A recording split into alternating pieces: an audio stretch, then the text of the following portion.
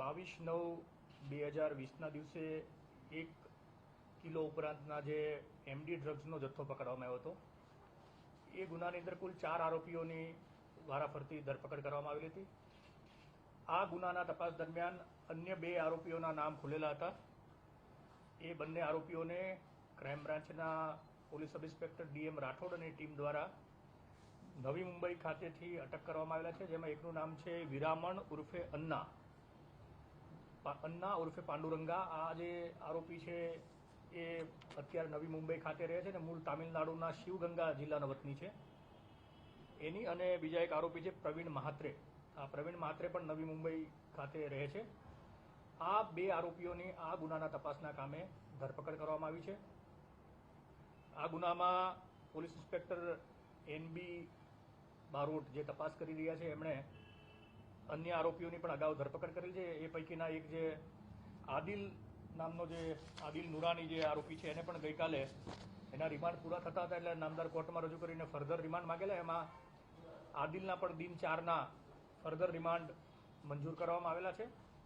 હાલમાં અગાઉ પકડાયેલો આરોપી મનોજ ભગત એ પણ પોલીસ કસ્ટડીમાં છે અને આ મનોજ ભગત જે છે એમને 1 કિલો જે માલ છે એ પૈકીનો થોડો જથ્થો છે એ આ હાલમાં પકડાયેલા અન્ના અને પ્રવીણ મહાત્રે આપેલા હોવાની હકીકત હતી.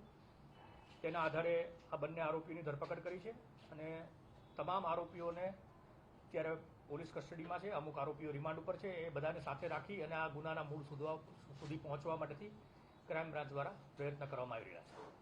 જે આરોપી પકડાયા છે આ બંને આરોપી આ જણાવ્યું કે મનોજ ભગતે બંને આરોપીઓને આપ્યું હતું, તો આ લોકો આગળ ડિસ્ટ્રીબ્યુટ કરતા હતા આમાં બંને આરોપી હીરામણ ઉર્ફે અન્ના અને પ્રવીણ મહાત્રે છે. હીરામણ ઉર્ફે અન્ના અને પ્રવીણ મહાત્રે છે એમણે મનોજ ભગતને એ આગળ માલ આપેલા છે. એ સિવાય મનોજ ભગત અને ત્યાં મુંબઈ ખાતે બોલાવીને અગાઉ જે પકડાયેલો આરોપી સલમાન છે એમને પણ ડ્રગ્સ આપવામાં આવેલો હતો. એટલે જે આ બંને આરોપીઓ છે એમણે મનોજ ભગત મારફતે સલમાનનો પણ સંપર્ક કરેલો અને મનોજ ભગતનો પણ સંપર્ક કરેલો અને એમને અગાઉ એમડી ડ્રગ્સ સપ્લાય કરેલું છે.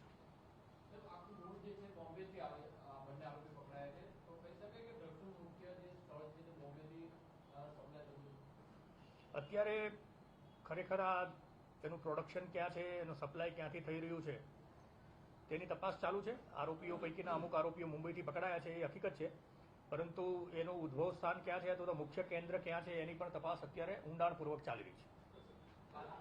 આદિલના 5 દિવસના વધુ રિમાન્ડ મળ્યા છે, તો જે અગાઉના રિમાન્ડમાં કોઈ સંકેત બહાર આવ્યો હોય અલગથી કોઈ બીજા કોઈ સુરતના મોટા માત્રા સંડોવાયેલા હોય? ઇન્વેસ્ટિગેશન છે એ ક્રુશિયલ સ્ટેજ ઉપર છે અને અમુક વસ્તુઓ એવી છે કે નાર્કોટિક્સનો કેસ છે એટલે આગળ જે તપાસ છે એને અસર ન થાય એટલા માટેથી અમુક વસ્તુ અમારા તરફથી પણ તકેદારી રાખવામાં આવી રહી છે.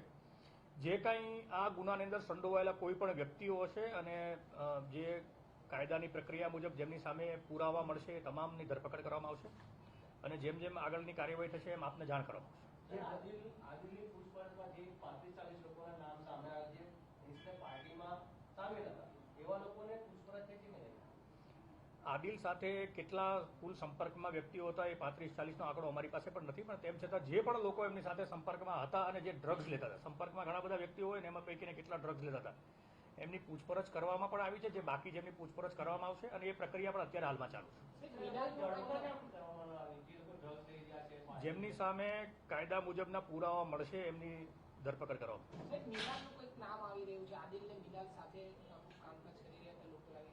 તપાસની અંદર અત્યારે કોણ કોના નામ આવે છે એ કહી શકાય એવું નથી. જે પણ વ્યક્તિઓ ડ્રગ્સના આ કેસ સાથે સંકળાયેલા હશે એમની પૂછપરછ કરવામાં આવશે, એમની સામે પુરાવા હશે તો ધરપકડ કરવામાં આવશે. આદિલ સલમાન અને ડુમસનો જે ફ્લેટ હતો એના શું કનેક્શન પોલીસની તપાસમાં બહાર આવ્યું? ડુમસનો જે ફ્લેટ છે એ આદિલનો છે અને સલમાન અને આદિલ બંને એનો ઉપયોગ કરતા હતા એ હાલની તપાસમાં આવેલું છે અને એની પણ તપાસ ચાલુ છે. જે ફાર્મ હાઉસ અને ફ્લેટ્સમાં પાર્ટી ચાલતી હતી ત્યાંના ઓનર્સ અથવા તો સંચાલક છે એની પૂછપરછ થઈ છે ખરી? તમામ અત્યારે કોઈ ફાર્મ હાઉસ ઉપર પાર્ટી ચાલતી હોય એવું અમારા તપાસમાં જે આવ્યું નથી. બધી બાબતોની તપાસ કરવામાં આવશે. જે પણ લોકો આમાં જે જાણતા હતા કે આ ડ્રગ્સની કોઈ પાર્ટી થઈ છે તો ડ્રગ્સની સાથે સંકળાયેલા છે એ તમામની સામે કાર્યવાહી કરવામાં આવશે.